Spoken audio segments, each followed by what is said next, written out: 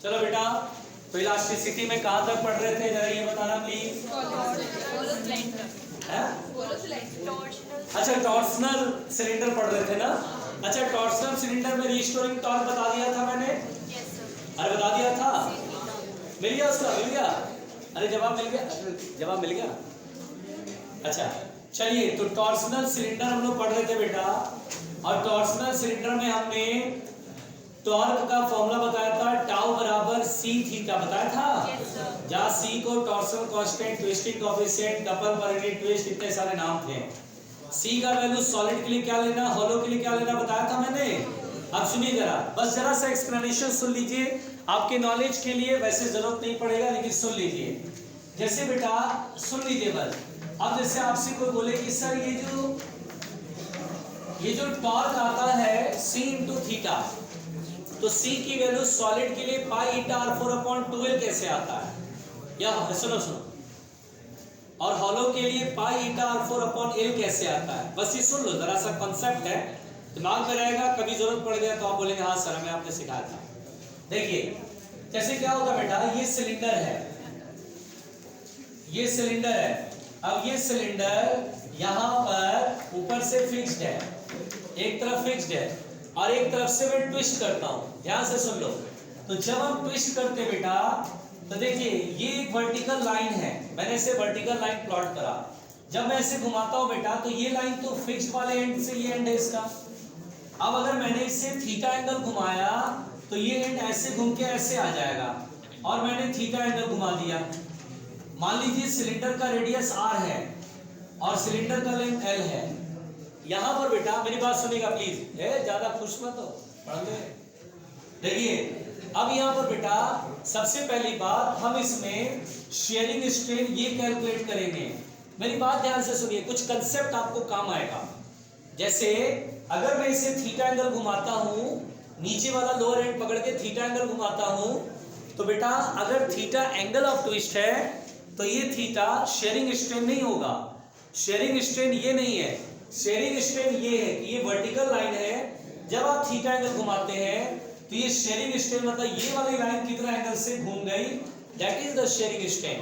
यहाँ पर सिलेंडर के केस में शेयरिंग स्ट्रेन फाई ये है। पहले हम ये फाई निकालना सीखेंगे, ये हो सकता है कहीं आ जाए बेटा, ध्यान से सुनिएगा। ये आर्क है, इस आर्क को ऐसे मान ले, भैया बात करना, बाहर निकल जा, भैया बाहर निकल जा।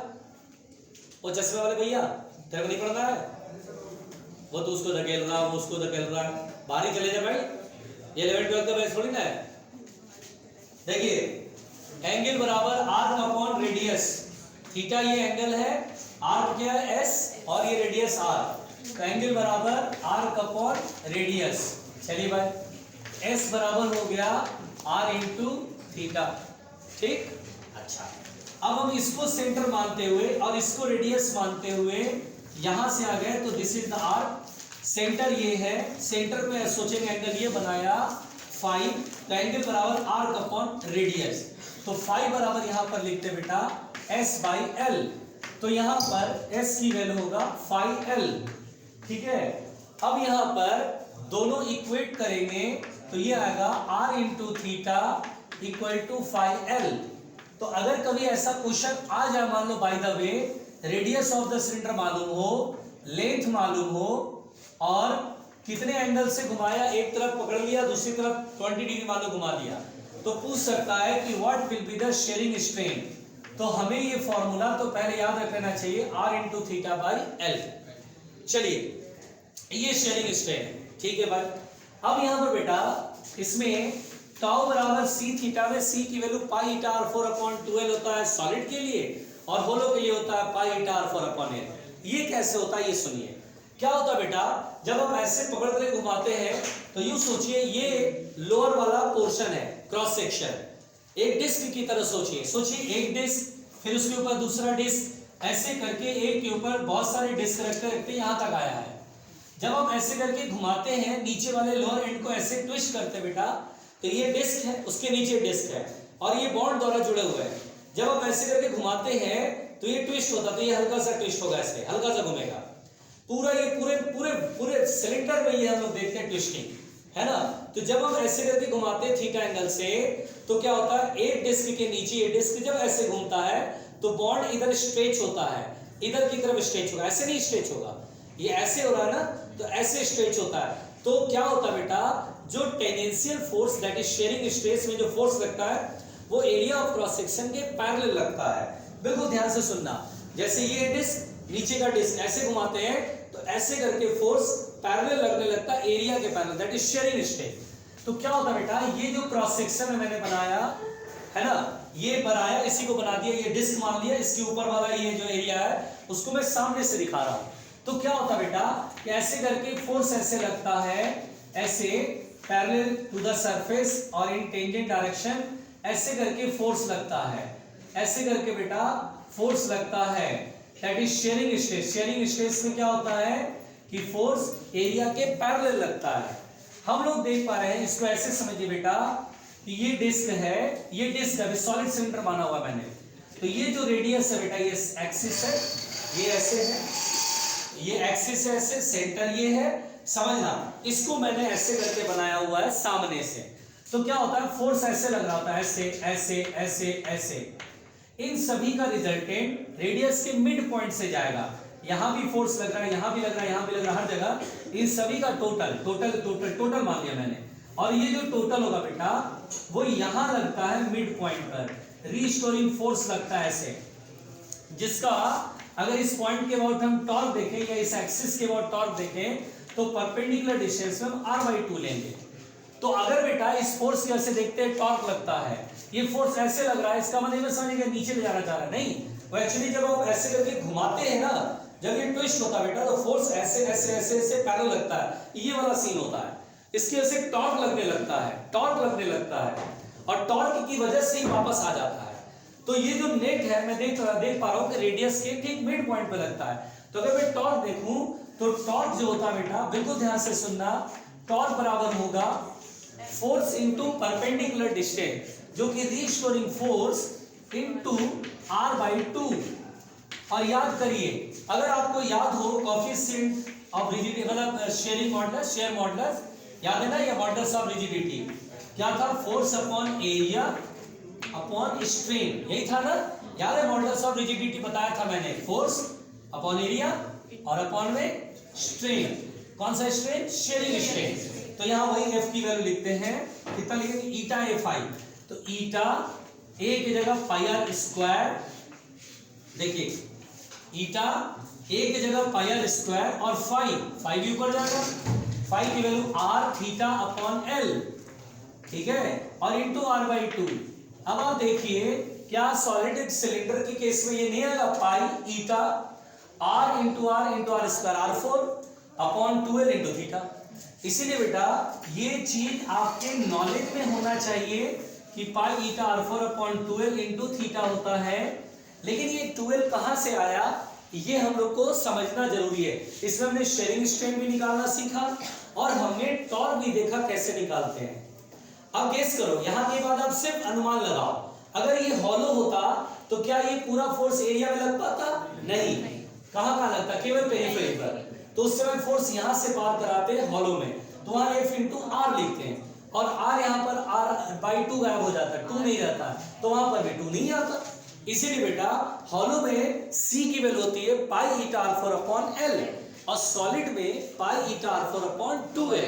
यही दो बातें फर्क है जो हमें याद रखनी है, ठीक है, देखो इसे आराम से, कौन लिखा, अरे मिल गया उसका, अच्छा हाँ मिल गया, पूरा बना लिया,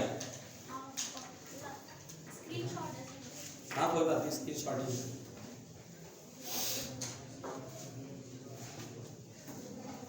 तब तक आप लिखिए, पाई भी r4 अपॉन एटा है 60 केपा पर 100 मीटर, सही बात है। तो 0.38 सेंटीमीटर का आंसर आ रहा, कहां दिया आंसर इसमें, सुनिए, जो आंसर दिया है वो आपका दिया लास्ट में, hence radius of the piping 0.38 centimetre, ये हम लोग कभी वहीं पे पहुंच रहा था, ये है नहीं ऑप्शन में, तो ऑप्शन नहीं है ना उसमें, हाँ ऑप्शन ही नहीं है, 4 ऑप्शन में 0.38 तो है ही नहीं, ऑप्शन है 3 वाला देंगे तो 3.64 सेंटीमीटर। तो ऐसा नहीं है कि ये कॉन्ट्रडिक्शन है सवाल में। भाई बात नहीं समझ में आया। जो इंटरनेट पे सॉल्यूशन है, सॉल्यूशन तो 0.38 सेंटीमीटर दिया है और ऑप्शन में है नहीं 4। तो जानो जो ऑप्शन इस बुक के अंदर दिया तो गड़बड़ दिया हुआ है। अच्छा ये जो है क्वेश्चन जरा मिलाना, ये जो क्वेश्चन है वो इंटरनेट पे क्या वही है बिल्कुल ऑप्शन भी सेम है। ऑप्शन चेक करो, ऑप्शन देख लो कहीं छपा हुआ गलत है। मुझे तो लग रहा है छपा हुआ गलत इसमें, क्योंकि सोल्यूशन है तो अलग ही दिया 0.38 सेंटीमीटर है। एक बार को चलो मैंने 0.09 का गड़बड़ कर लिया हुआ, लेकिन उनका भी तो आ नहीं रहा है। क्वेश्चन का आंसर मतलब जो ऑप्शंस दिए गए हैं वो जरा देख लो बस। ऑप्शन अलग है, पढ़ना 2.52, 3.64, 1.23 और 4.6। नहीं नहीं सही है, ऑप्शन सेम है। तो उसमें वही हाँ ऑप्शन बोलो, ऑप्शन बोलो। 2.52, 0.38, 1.23 और 4.6। तो मैं जानता हूँ जो बी ऑप्शन है 0.38 तुमने बोला, इसमें छपा हुआ गलत है 3.64, इसमें छपा हुआ गलत है। मेरे ख्याल से ना 25 भी इसका 25 भी छपा हुआ कहीं ना कहीं मिस्टेक है। एक 25 भी मिलाना, वो भी मिलेगा कहीं ना कहीं।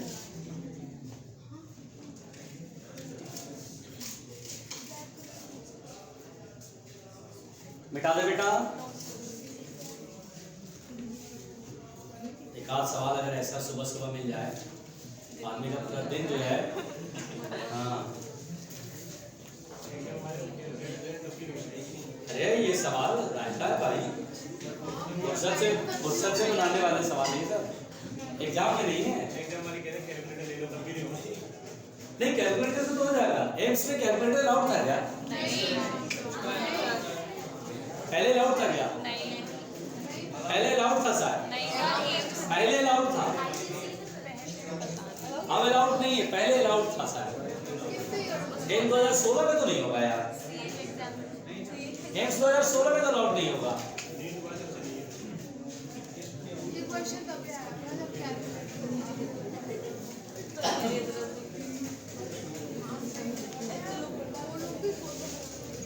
देखिए बेटा सुनो, सुनो मेरी बात सुनो, यहाँ पर देखिए बेटा ध्यान से सुनिए। हम लोगों ने मॉडल्स ऑफ रिजिडिटी की भी कहानी पढ़ ली, टॉर्सन सिलेंडर भी पढ़ लिया। अब यहाँ पर बेटा इलास्टिक पोटेंशियल एनर्जी स्टोर्ड, बिल्कुल आराम से सुनना, elastic potential energy stored in a stretched wire, in a stretched wire. आराम से सुनना जो मैं बोल रहा हूँ, जो मैं बोल रहा हूँ। Elastic potential energy stored in a stretched wire. देखिए बेटा जब आप वायर को उसके नेचुरल लेंथ से खींचते हैं, मुंडी ऊपर करके सुनना, जब वायर को उसके नेचुरल लेंथ से खींचते हैं आप, तो क्या वायर स्प्रिंग की तरह बिहेव करता है? ऐसा मैंने कभी बोला है क्या? अरे बोला कि नहीं बोला है? जल्दी बोलो वरना सो जाओगे। बोला है?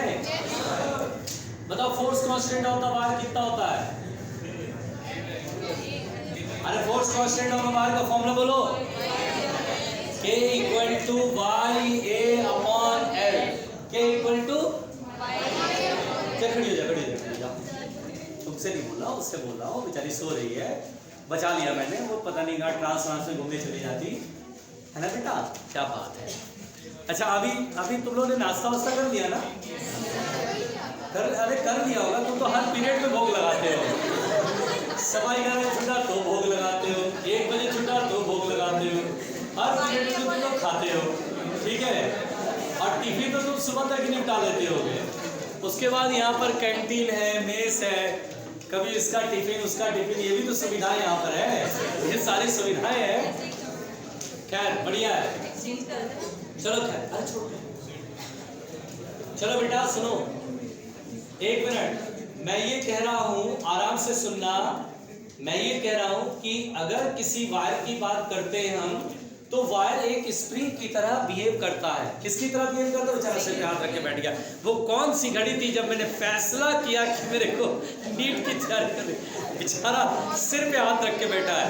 बेटा कोई बात नहीं यार, अब किस्मत की बात है, काश समय जाके पीछे हम चेंज कर सकते, तो ठीक है, होता है बेटा, क्या करे। अब तो सुबह से शाम तक ऐसे ऐसे नहीं करके माथा पोछा करे थे, ऐसे कभी ऐसे, शायद किस्मत तेरा साफ हो जाए। ये जो तूने गलत फैसले लिए, शायद अरे छोड़ दे, अरे छोड़, तुम लोग का अपना कहानी बहुत चलता रहता है, काम करो। हाँ भाई, चुप रहे भाई, वरना बाहर देख लेगा तुझे, ठीक है। चलिए खैर, तो बेटा ध्यान देते हैं, हम लोग ध्यान देते हैं। एक वायर जो होता है, तो जो तुम लोग बोलते रहते हैं, इसमें गुडुर गुडुर आवाज आता है,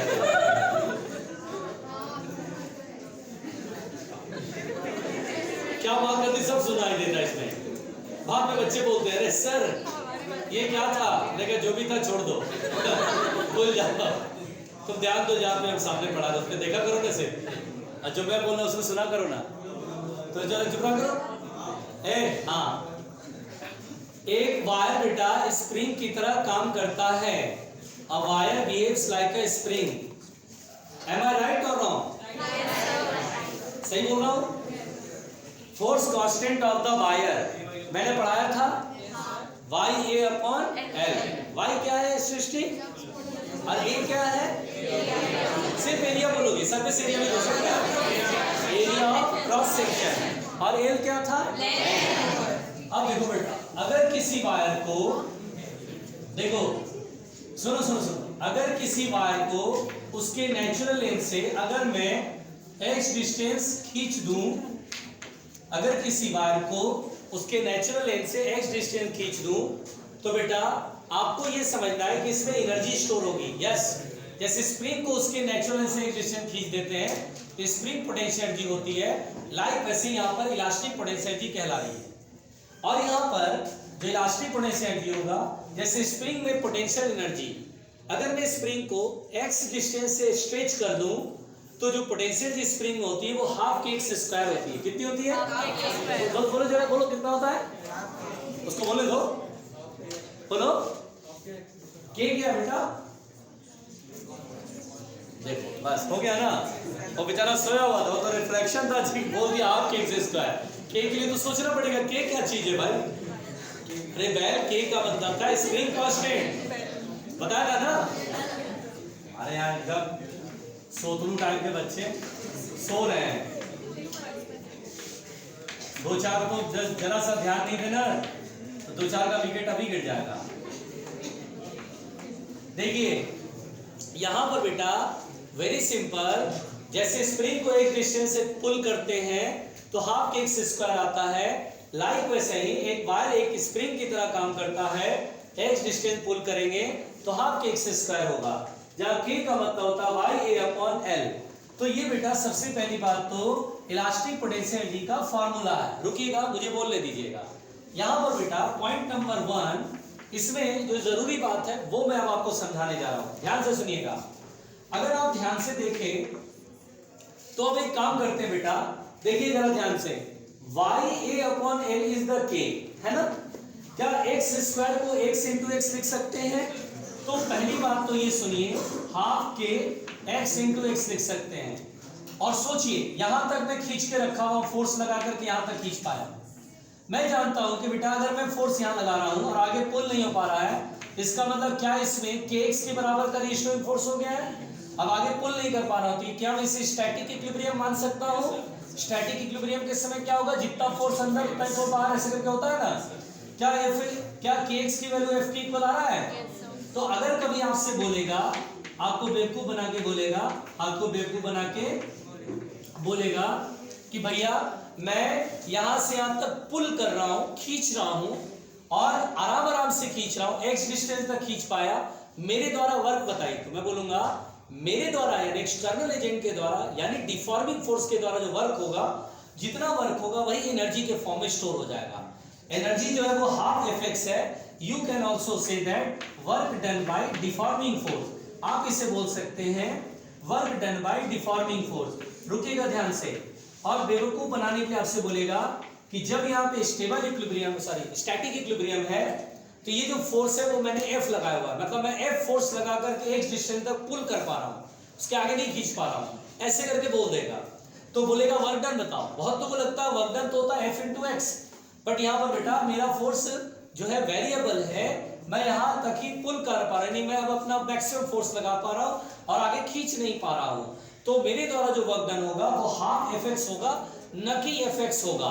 देखने में लगता है Fx होना चाहिए सर, वर्क होता है फोर्स इनटू डिस्प्लेसमेंट, तो यहाँ पर सर Fx और ऑप्शन में F into x भी रहेगा, लेकिन हमारा सही आंसर होगा half Fx। F into x क्यों नहीं होगा? क्योंकि मैं यहाँ से अगर फोर्स कांस्टेंट ही लगा रहा हूँ, है ना। अगर ये मासलेस है तो जितना फोर्स मैं लगा रहा हूँ, जिससे धीरे धीरे खींच पा रहा हूँ मैं। अभी हल्का सा खींचा 1 न्यूटन है तो मैं भी 1 न्यूटन लगाया, फिर हल्का सा खींचा 2 न्यूटन है तो मैंने भी 2 न्यूटन लगाया, फिर खींचा 3 न्यूटन। अब मेरी ताकत है 3 तक लगाने की, तो 3 तक ही लगा पा रहा हूँ, उसके आगे लगा ही नहीं पा रहा, तो आगे नहीं जा रहा है। तो मेरे द्वारा जो वर्क डन हुआ उसमें फोर्स क्या हुआ? वेरिएबल हुआ। अभी 1 था, फिर 2 हुआ, फिर 3 हुआ। इसीलिए यहाँ पर हाफ Fx आपको फॉर्मूला देना है, ठीक। दूसरी बात बेटा यहाँ पर बहुत आराम से सुनिएगा, जिससे कि आपसे क्वेश्चन बनेगा, कंफ्यूजन नहीं होगा। दूसरी बात बेटा यहाँ पर ये सुनिए, अगर आप ध्यान से देखें तो यंग्स मॉडुलस क्या होता है? Stress upon strain.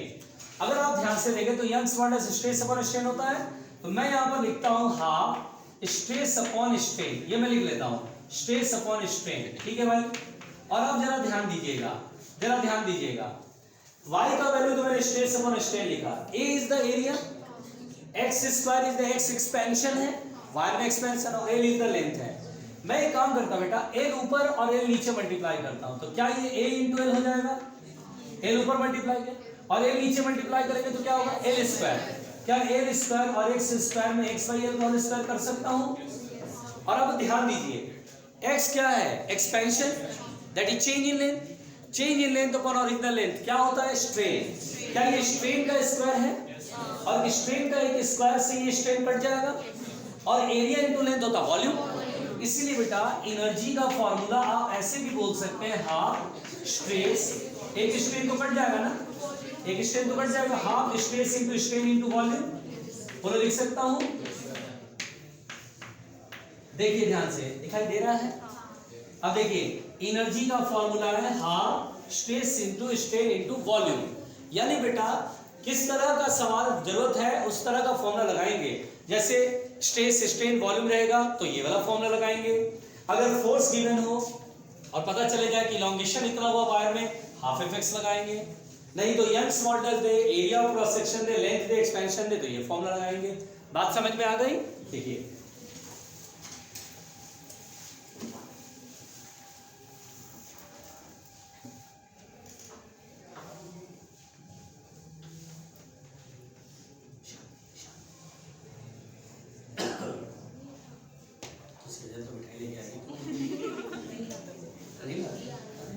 उससे बचेंगे तो ऐसी से नहीं है, ठीक है मनोज कुमार सिंह? पेन नहीं है उसके पास। पेन नहीं है, पेन मांग लो सृष्टि, अरे दे दो पेन, जरा भैया दीदी को पेन दे दो।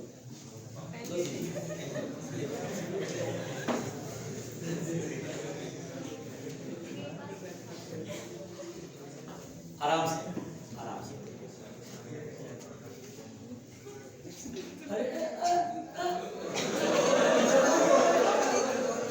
झूठ बोल रहा?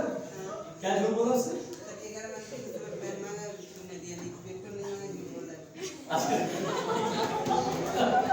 अच्छा बेचारे को फंसाना चाहते हैं, बताइए।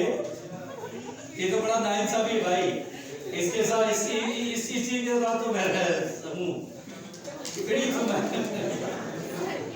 अगर किसी सामान की डिमांड अगर मैं करूं तो घर में लाते पड़ते थे, चलो तुम्हारे क्या ठीक है।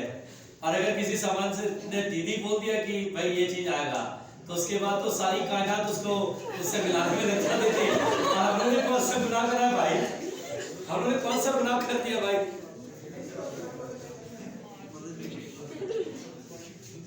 बेचारे हर जगह रंजीत टूटे जाते हैं, पीटे जाते हैं, बहुत बहुत अन्याय होता है हम लोग के साथ। के भी आराम से भी हो गया।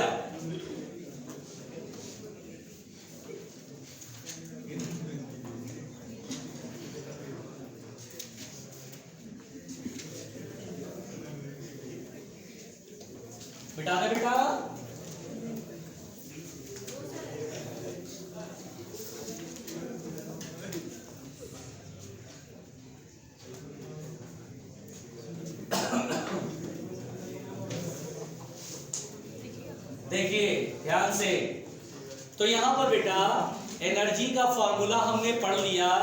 यहाँ पर जरूरी बात ये बेटा, अगर कभी एनर्जी डेंसिटी कहे कि बोलेगा कि स्ट्रेट वायर में एनर्जी डेंसिटी, अच्छा गेस करो बेटा एनर्जी डेंसिटी क्या होगा? Energy stored per unit volume, इसको बोलते हैं एनर्जी डेंसिटी, ठीक है ना।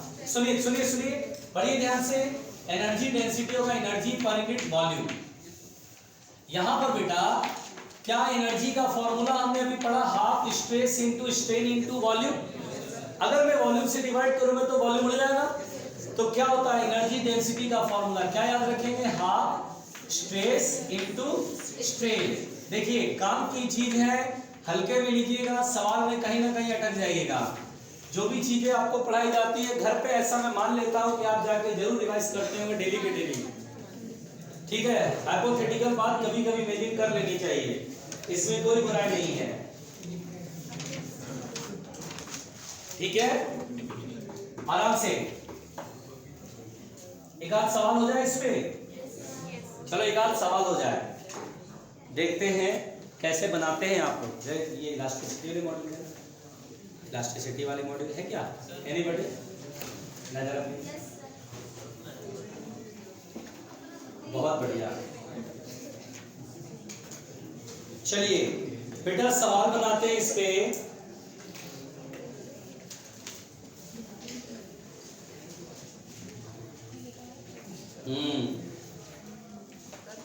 अच्छा लिखो तो एक क्वेश्चन, सब लोग लिखो तो, लिखो लिखो, बोले लिख लिया ना? ये लिखिए, अ मेटल रॉड ऑफ, लिखो लिखो, a metal rod of Young's modulus, a metal rod of Young's modulus 2 into 10 to the power 10 newton पर metre square, a metal rod of Young's modulus 2 into 10 power 10 newton पर metre square undergoes an elastic strain of, undergoes an elastic strain of 0.06%, 0.06%. Find the energy stored per unit volume.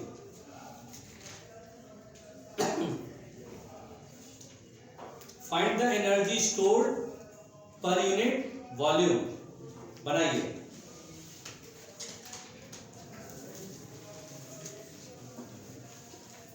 जल्दी, हमें energy density find करनी है। Energy stored per unit volume का मतलब होता है energy density.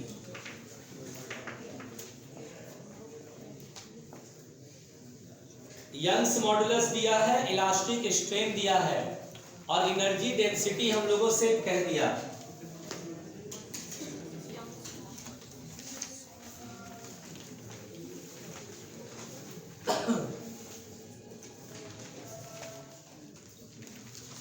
बन गया?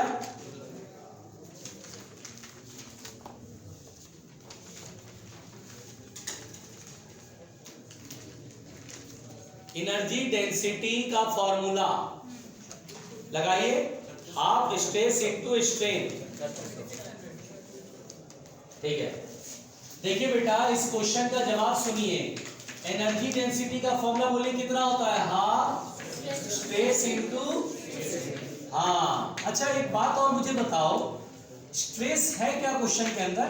नहीं है। अरे तो बड़ा लफड़ा हो गया, तो स्ट्रेस हटाना पड़ेगा ना। क्या हम लोग पढ़ चुके हैं यंग्स मॉडुलस होता है stress upon strain, stress upon strain. अब यहाँ पर बेटा ध्यान से मेरी बात सुनिए, क्या stress is equal to Y into strain? यहाँ लिख दीजिए, हाफ स्ट्रेस की वैल्यू कितना होगा? वाई इंटू स्ट्रेन, और स्ट्रेन इंटू स्ट्रेन, स्ट्रेन का स्क्वायर कर दूं। अब इसमें वैल्यू पुट कर देते हैं। यंग्स मॉडुलस कितना दिया देखो जल्दी, 2 into 10 to the power 10, और स्ट्रेन कितना दिया है? 0.06 परसेंट, परसेंट का मतलब होता है अपॉन में 100, अपॉन में 100, स्क्वायर है तो दो बार लिखेंगे 0.06 अपॉन 100 और फिर इंटू 0.06 अपॉन 100, ऐसे लिखना पड़ेगा। अच्छा डेसिमल हटाओगे तो 2 जीरो इधर भी आएगा, डेसिमल हटाओगे तो 2 जीरो इधर भी आएगा, आएगा ना भाई, 2 से 2 कैंसिल। अच्छा 10 पावर 10 है, ये कितना 1 2 3 4 5 6 7 8, कटेगा तो 2 बचेगा ना, और 6 6 जा 36 और 100 आएगा ना 10 पावर 2 का 100, तो 3600 जूल पर metre cube is the answer. नहीं आया समझ में? कम लोगों ने बनाया था ना। चलो अगला सवाल बनाते हैं, अगला सवाल बनाते हैं।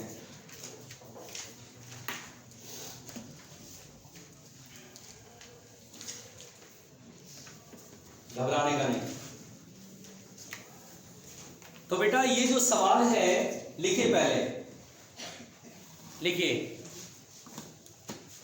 बोले a brass rod of cross sectional area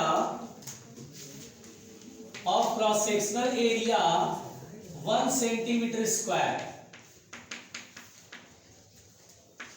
length is 0.2 meter,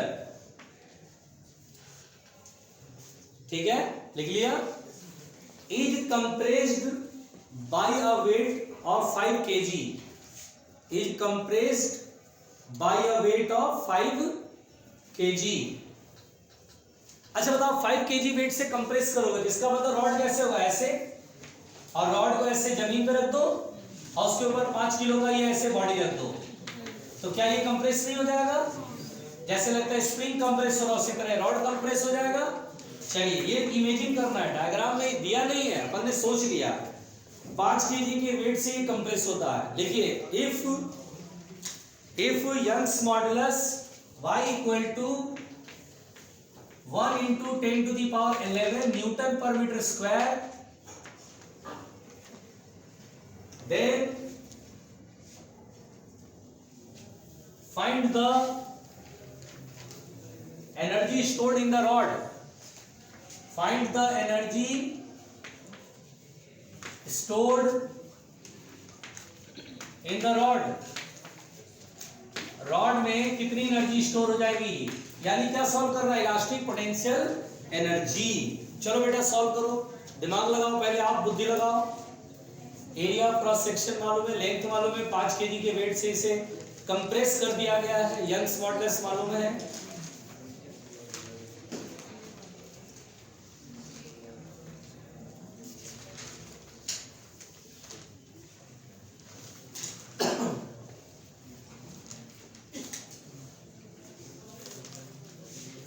बोलिए।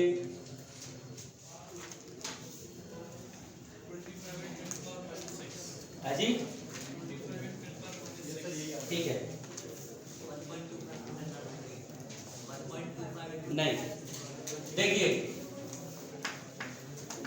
1.25 बोल रहे थे, ऑप्शन देखें ना, कुछ गड़बड़ है बेटा।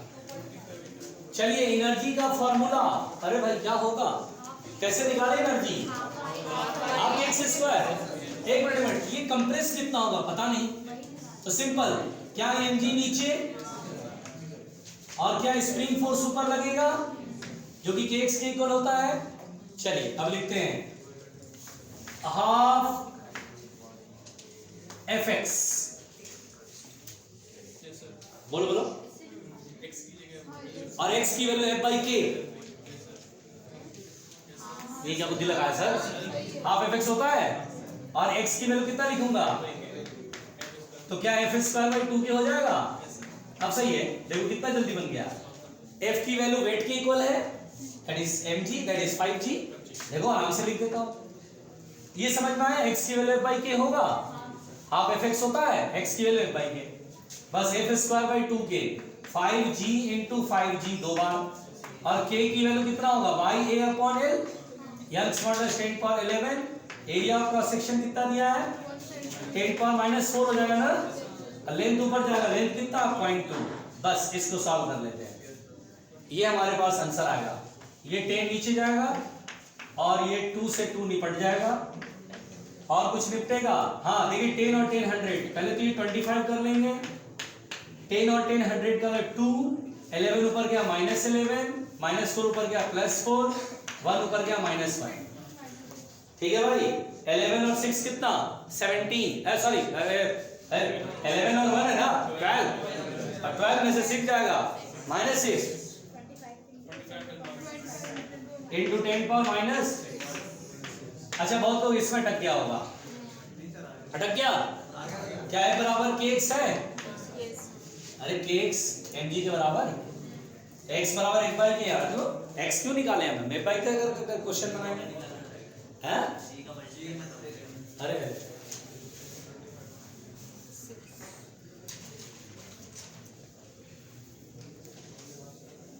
नहीं आया समझ में? आया? चलिए लिखिए बेटा हेडलाइन स्ट्रेस स्ट्रेन कर्व। लिखिए स्ट्रेस स्ट्रेन कर्व। अब इस चैप्टर में कुछ बचा नहीं है, पॉइजन रेशियो है और चैप्टर का नाम है। ठीक है, बात समझ में आ रही है? स्ट्रेस स्ट्रेन कर्व है, पॉइजन रेशियो है। कल बेटा क्या कराएंगे? क्वेश्चंस, इलास्टिसिटी क्वेश्चन मैं अपनी तरफ से कराऊंगा और आप लोग अपनी तरफ से कुछ और बना के लाना इलास्टिसिटी का, सरफेस टेंशन का मिला करके। पहले आप अपने डाउट पूछ लेना क्योंकि आपको पूछना बहुत कुछ होता है। ठीक है, तो कल डाउट पूछ लेना। आज जो क्वेश्चन पूछा गया 2 एम्स वाले, वो तो गलत छपाई की वजह से मारे गए बेचारे। ठीक है, और एक बार घर पे बना के देखना, उसको बन जाएगा, कोई दिक्कत नहीं है। कुछ ना कुछ हम लोगों ने गलती किया होगा, 0.09 आ रहा था जो कि गलत था। ठीक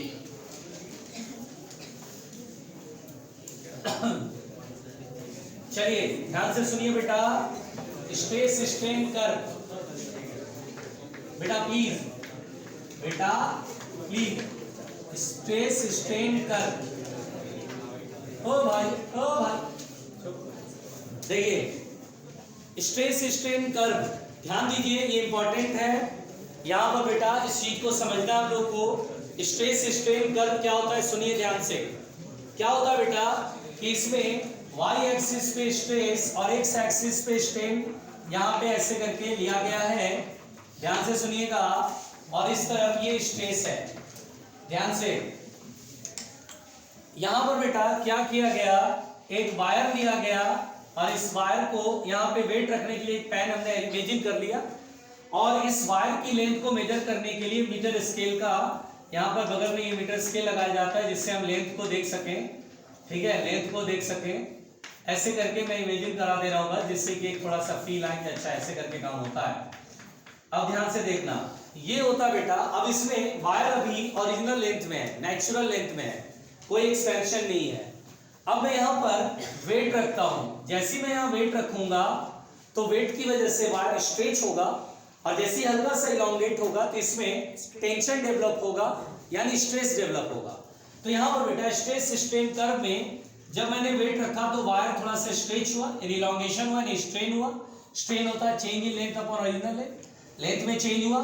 स्ट्रेस मतलब टेंशन का फोर्स पर यूनिट एरिया, टेंशन डेवलप हुआ यानी स्ट्रेस डेवलप हुआ। स्टार्टिंग में stress is directly proportional to strain, that is Hooke's law में होता है। एकदम ऐसे करके चल रहा है बेटा। कभी कभी हमसे सवाल पूछ भी लेता है कि स्ट्रेस और स्ट्रेन का ग्राफ स्ट्रेट लाइन दे देगा और बोलेगा यंग्स मॉडुलस बताओ। ठीक है, मॉडुलस ऑफ इलास्टिसिटी का जो ये एंगल होता है उसमें tan लगा देते हैं, tan थीटा, तो ये हो जाता है स्लोप। स्ट्रेन के साथ वाला जो एंगल है उसको बोलते हैं स्लोप, और जो कि Young's modulus of the wire that is modulus of elasticity represent करता है। कभी ऐसे करके सवाल दे देगा और बोल देगा कि स्ट्रेस स्ट्रेन कर्व में इधर स्ट्रेन है और इधर स्ट्रेस है, और बोलेगा कि भैया ऐसे करके 2 वायर के लिए ये खींचा गया, ये पहला वायर है और ये दूसरा वायर है। बोलेगा ये 37 डिग्री है और ये 53 डिग्री है मान लो। बोलेगा यंग्स मॉडुलस का रेशियो बताओ। तो अपन बोलते हैं सर ये जो एंगल बनता है स्ट्रेन के साथ उसमें tan लगा दो तो यंग्स मॉडुलस आ जाएगा tan 37 डिग्री पहले वायर का यंग्स मॉडुलस जो कि आएगा 3/4 और दूसरे वायर का Young's modulus tan 53 degree that is 4/3। और इन दोनों का रेशियो पूछा जाता है, बड़े आराम से निकालते हैं। तो ये कोई बहुत बड़ा टास्क है नहीं, ये आपने समझा है। अब देखो बेटा, तो यहाँ पर क्या होता है स्टार्टिंग में ये हुक्स लॉ ओबे होता है।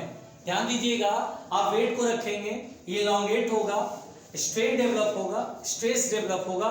स्ट्रेस और स्ट्रेन डायरेक्ट प्रोपोर्शन में स्ट्रेट लाइन, लेकिन एक लिमिट तक ये फॉलो होता है हुक्स लॉ। उसके बाद क्या होता है बेटा, ये जो है ये लाइन अब स्ट्रेट नहीं रह पाती है, बल्कि अब स्ट्रेन थोड़ा सा ज्यादा आने लगता है और स्ट्रेस उस अनुपात में, उस प्रोपोर्शन में नहीं बढ़ पाता है। बट अभी भी इलास्टिसिटी का प्रॉपर्टी मौजूद है। जैसे मैं बोलूँ ये ए पॉइंट तक हुक्स लॉ ओबे हो रहा है, ए से बी तक में, यहां तक मैं गया तो इस बी तक में मैंने देखा यहां से यहां तक में ये स्ट्रेट लाइन नहीं रहा, कर्व्ड हो गया, तो हम बोलेंगे स्ट्रेन जरा ज्यादा इधर की तरफ कर्व्ड है, तो स्ट्रेन जरा ज्यादा हो रहा है और स्ट्रेस थोड़ा कम डेवलप हो रहा है, लेकिन अभी भी इलास्टिसिटी प्रेजेंट है। इस बी पॉइंट तक इलास्टिसिटी मौजूद है, इसलिए इस बी पॉइंट को बेटा हम यील्ड पॉइंट बोलते हैं या इलास्टिक लिमिट बोलते हैं। इलास्टिक लिमिट का मतलब होता है यहां तक तुम स्ट्रेन डेवलप कराओगे यानी लेंथ में चेंज कराओगे तो वायर में इलास्टिसिटी मौजूद रहेगा। मतलब अगर सारे वेट हटा दोगे, एक एक वेट करते करते तुमने वायर को खींचते खींचते यहां तक लेके आए, यहां तक स्ट्रेन डेवलप कराए, तो यहां तक में अगर सारे वेट हटा दोगे तो वायर वापस नहीं आ जाएगा अपने नेचुरल लेंथ में, यानी इलास्टिक रीजन है बेटा, इसमें इलास्टिसिटी प्रेजेंट है। लेकिन हुक्स लॉ ओ से ए तक गया, ए से बी में हुक्स लॉ ओबे नहीं कर रहा है, लेकिन इलास्टिसिटी मौजूद है। बी पॉइंट पर इलास्टिक लिमिट है, यानी यील्ड पॉइंट बोलते हैं इसे, यानी एक लिमिट होती है। हर इलास्टिक बॉडी की अपनी एक लिमिट होती है, वहां तक वो इलोंगेट होगा तो इलास्टिसिटी प्रेजेंट रहेगी। बॉडी पर डिफॉर्मिंग फोर्स अगर हटाओगे तो वो डिफॉर्मिंग फोर्स जो है वो बॉडी वापस रिगेन कर लेगा। ठीक है ना बेटा, क्या रिगेन कर लेगा? कब तक? कब तक? ए तक, ओ तक। बी को क्या बोलते हैं? हाँ, तो बी को क्या बोलते हैं?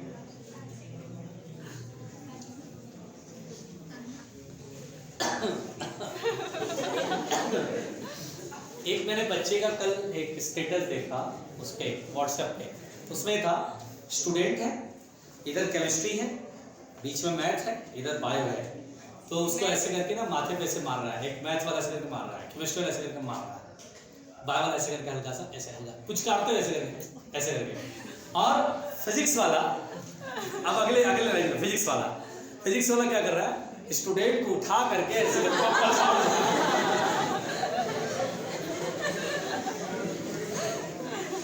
इस स्टेटस को देख के मैं बहुत खुश हुआ, मजा आ गया, मतलब उठा करके पछाड़ रहा है फिजिक्स वाला।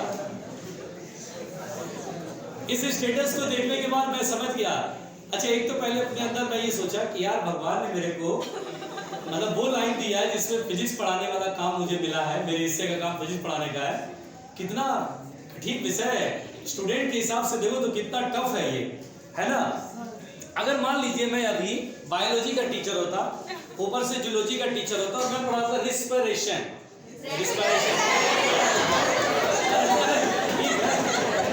अरे क्या बोल रहे हो, रिस्पिरेशन,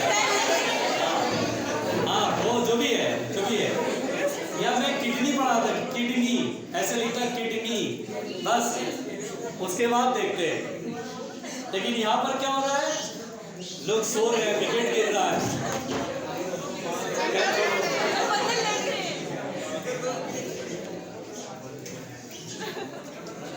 बाप रे बाप क्या हाल करते हैं तुम लोग फिजिक्स के अंदर, भगवान। खैर बी को क्या बोलते हैं बेटा? Elastic limit. चाचा बी को हम बोलते हैं इलास्टिक लिमिट, क्या बोलते हैं? ऐसे क्या बोलते हैं? यील्ड पॉइंट, अरे बोलो बैल बुद्धि। अब उसके बाद सुनो, जरा सा वेट और बढ़ाते हैं, वायर में और स्ट्रेन डेवलप होगा, और स्ट्रेन डेवलप करते ही वो इलास्टिक लिमिट को पार कर जाएगा, और उसके बाद स्ट्रेन बड़ी तेजी से बढ़ता है, स्ट्रेस धीरे धीरे बढ़ता है, और चलते ब्रेकिंग पॉइंट पर पहुंच जाएगा। कहां पहुंच जाएगा? Breaking point. वेट लादते जाओ उस पर, रखते जाओ, स्ट्रेन बढ़ता जाएगा और एक ब्रेकिंग पॉइंट पर पहुंच जाएगा। उसके बाद टेंशन नहीं डेवलप होगा, टेंशन बढ़ेगा नहीं, बल्कि क्या होगा, टेंशन ऐसा लगेगा रिड्यूस हो रहा बड़ी तेजी से, और यहां पर आकर के ब्रेक खत्म, रुक जाओ। इस सी को बोलते हैं बेटा ब्रेकिंग पॉइंट। इसके बाद वायर का टूटना प्रारंभ हो जाता है, जैसे कभी च्युइंगम को आप मुंह से निकाल के ऐसे अलग कर रहे हैं, होता है ना, कभी कभी करना पड़ जाता है, नहीं करते क्या? अच्छा, नहीं, एक आध दो बार तो मैंने किया है। अच्छा, ये सब लोग करते हैं बचपन में, उसमें च्युइंगम में चीनी डाल के वापस से खाते हैं।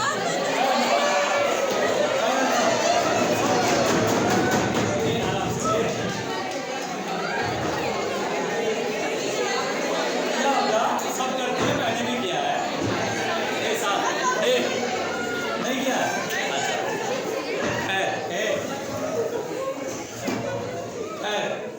ऐसा करते हैं लोग, अब पता नहीं आप लोग तो सोफिस्टिकेटेड है। खैर, च्युइंगम को ऐसे चीर करके थोड़ा सा मुंह से निकाल के, बाद में फीका स्वाद हो जाता है भाई, ऐसा लगता है रबड़ चबा रहे उसके बाद। लेकिन कभी कभी ऐसा नहीं होता कि लाओ थोड़ा टेस्ट बदलते इसका, थोड़ा चीनी भर लिया, ऐसा लोग कई बार करते थे। It's a very simple common. Please please please. अच्छा, तुम लोग को एक बात बताओ, कभी टमाटर में बिना टमाटर काटे तुम उसमें अंदर नमक भर सकते हो? अच्छा, कैसे? क्या बोला? गधे, टमाटर है पूरा कंप्लीट, ठीक है, और उसमें अंदर नमक भरना है, ताकि जब तुम पूरा टमाटर खाओ एक साथ, खाते हो मेरे भाई, मैं तो कई बार खाता हूँ, पहले ये सब कारनामे करते थे हम लोग। अच्छा, खैर, इसमें क्या होता है, देखिए, टमाटर है, बिना काटे आपको चाकू कौन देगा भाई, चाकू कौन करेगा? टोकरी में पड़ा है, टहलते टहलते आए, एक टमाटर उठा लिया, लाओ भाई टमाटर ही खाया जाए। तो टमाटर को बिना काटे उसमें नमक भरना है। अब इंजेक्शन कहाँ ढूंढ के लाओगे भाई? पूरा मोहल्ला दौड़ रहा इंजेक्शन लेने के लिए, टमाटर में इंजेक्शन लाना है।